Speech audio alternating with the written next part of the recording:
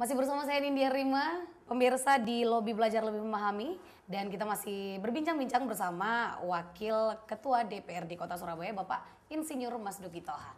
Dan tadi saya sudah bertanya Bapak tentang bagaimana sih rekomendasi atau apa sih rekomendasi dari DPRD Surabaya sendiri terhadap kasus dugaan Jadi ini adalah proses pembelajaran bersama baik kepada Diknas dan pemerintah kota, termasuk wali kota dan DPR sendiri dalam hal melayani kepada masyarakat, karena jelas-jelas ini kasus yang sangat memalukan, terutama terjadi pada dunia pendidikan. Ya. Sebenarnya pendidikan itu harus bersih dari seperti itu. Apalagi ini mencerdaskan bangsa, dana sudah kita cukupi semaumu apa, gedung minta gagal kita. Udahlah, sampai yang anak miskin pun kita belikan kaos kaki, kita belikan topi, kita macam-macam lah, kita belikan pakaian. Peralatan sekolah. Karena ini untuk ABK apa? Agar anak-anak Surabaya tidak ada tidak sekolah, kan begitu kan. Nah, ini pembelajaran yang sangat berharga dalam kasus ini, maka kita berharap setelah semuanya selesai, beberapa posko ini selesai, kita tutup misalkan, kita verifikasi semuanya, kita identifikasi semuanya, maka salah satu hal adalah duduk bersama antara pemerintah kota, siapapun yang mewakili, antara DPR, pimpinan pun akan mewakili di sana untuk sama-sama mencoba menggali permasalahan ini, karena jelas-jelas bahwasanya apapun alasannya, yang namanya mutasi, apa pendidikan di Surabaya tidak ada Rp100 pun yang bisa dipungut. Baik. Nah itu kan. Nah, kenapa terjadi itu? Pertanyaannya jadi kan begini. Jangan-jangan kepala sekolah ini tidak tahu tentang peraturan itu. Betul juga. Peraturan wali kota itu tadi ya Pak ya? Betul ya. Ada memang perwali yang disebutkan tadi adalah perwali 47 tahun 2013 itu yang menyebut setiap mutasi atau pindah sekolah tidak boleh ditarik biaya apapun. Apapun itu nol berarti kan. Nol. Nah, jangan-jangan perwali ini DPR aja nggak tahu. Apalagi kepala sekolah. Jangan-jangan nggak ngerti masalah ini gitu loh. Jadi berarti ada faktor-faktor X yang harus diselesaikan bersama juga gitu loh.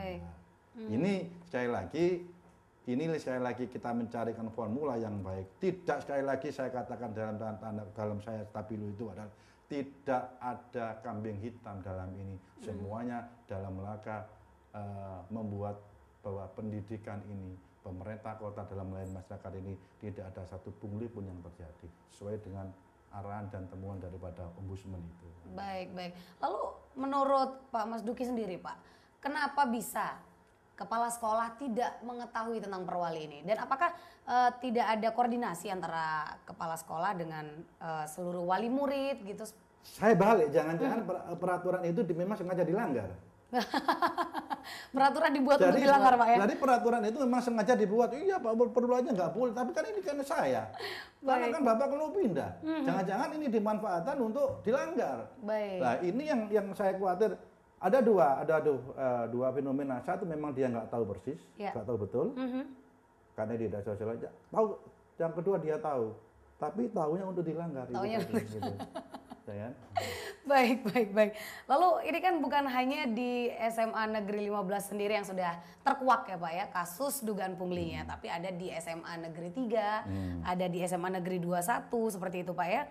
Lalu ini bagaimana untuk terusan dari kasus yang ada di SMA Negeri 3 maupun SMA Negeri 21? Setelah dari SMA Negeri 15, ada kasus lagi di SMA Negeri 21. Ini kan rentetan dari teman-teman media yang memberitakan masalah ini. Baik. Makanya dari 3 kasus ini kita buka posko itu kan akhirnya. Baik. Ya sama, tapi 21 dan 3 ini tidak tertangkap tangan gitu loh. Laporan daripada wali murid juga, dan nangis di sini wali murid, bahkan wali muridnya siap untuk dihadapkan kepada kepala sekolahnya dan Diknasnya. Dan luar biasa kan ini. Nah inilah yang menyebabkan dunia pendidikan ini tidak sebanding dana yang kita berikan, akhirnya seperti ini. Baik. Lalu Pemkot Surabaya ini kan kabarnya sudah menetapkan sederet persyaratan ketat baru ya Pak ya? Termasuk keharusan mengantongi rekomendasi dari Diknas Provinsi seperti itu, dan untuk mutasi pelajar. Apakah menurut Pak Mas Duki sendiri sudah cukup kebijakan ini untuk memutus mata rantai pungli? Perwali itu kan jelas mengatur bagaimana mekanisme daripada itu kan teknis. Baik. Perwali itu teknis. Kalau aturan sejak dulu ada, kenapa kok sekarang baru diberlakukan? Perwali itu teknis untuk ada di lapangan. Baik.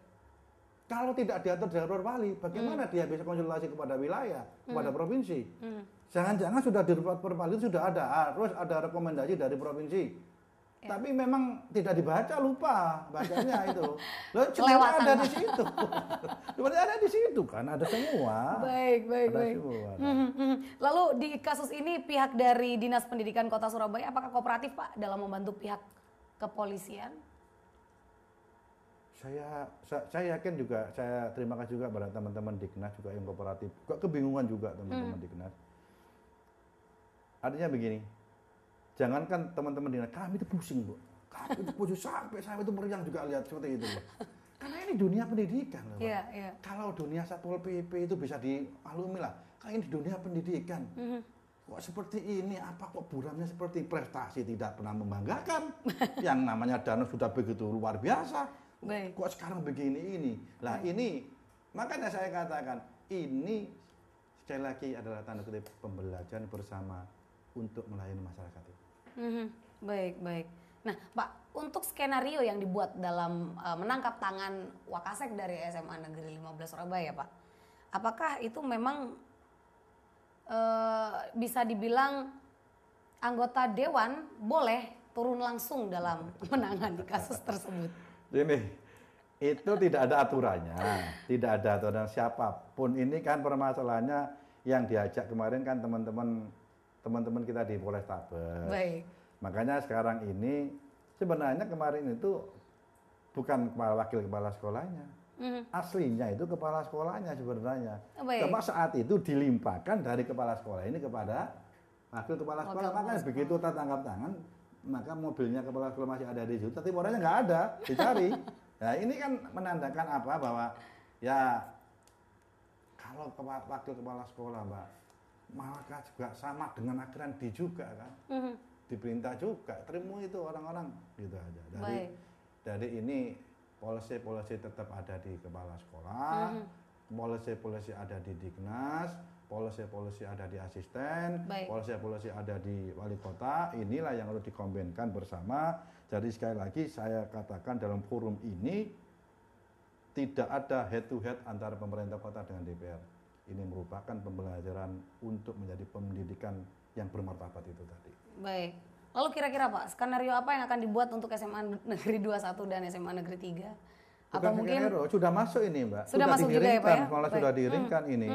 Cuma ini kan dari posko pengaduan yang sudah dibuka oleh teman-teman di DPR ini melalui Komisi D ini kan menampung semua keluh kesah yang ada di Kota Surabaya menyangkut tentang pendidikan.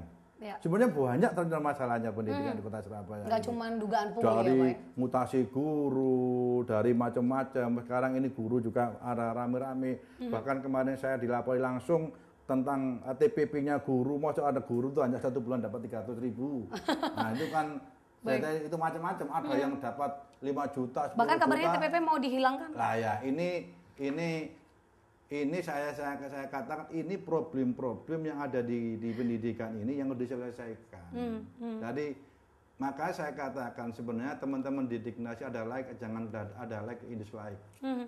Jelas siapa yang bekerja dengan baik, profesional dengan baik dia itu reward.